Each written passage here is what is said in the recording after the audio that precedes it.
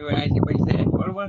હું લીંડા ગામનો રહેવાસી, એની બાજુમાં નિહાળની બાજુમાં હું રેમ છે, અને એનો ગણવેલો આવવાથી અમને કેટલું જ નુકસાન થયું. અમે ઉપલા અધિકારીઓને કી થાય કા કંટાળી ગયા, પણ તોય છતાં અમારી કોઈ અરજી સ્વીકારતા નથી. એક હેન્ડપંપ બગડ્યો, વધતા ગામના 2 કૂવા બગડ્યા. એ ગામ લોકો કંઈ કહેવા નહીં રાજી, કે કોઈ કહેવા રાજી નથી.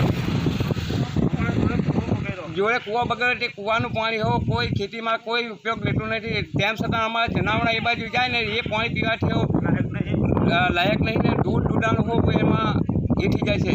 એટલું અમારું કહેવાથી આભાર. સાહેબો શું કહે છે? સાહેબો કોઈ અમારી અરજી સ્વીકારતા નહીં. બોલો કેટલી વાર રજૂઆત કરી? 2-4 વખત કીધું.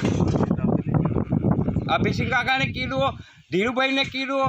ધીરુભાઈ એવા ને અભિસિંહ કાકા હોય એવા કોઈ અમારી અરજી નહીં સ્વીકારતા. શું નામ તમારું? મારું સુખરામભાઈ વેણાજીભાઈ, ગામ લીંડા રહેવાસી. અમારા રોડ ઉપર મકાનો હશે સાહેબ. અમારે કોઈ પાણી ગટરમાં હેન્ડપંપનું કૂવાનું પાણી કોટરનું પાણી કોઈ કામ નહીં લાગતો. ના હાઈસ્કૂલવાળા અમારે કશું કહ્યું ના. ગટરનું પાણી ગટરમાં કાઢ્યું છે, સંડાસનું પાણી બધું. અમે ભેગા કર્યા છે.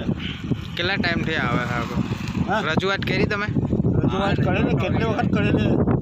આ મિટિંગ રાખી એમાં કેટલી વખત રજૂઆત કરેલી અમે. શું કહે છે અધિકારી?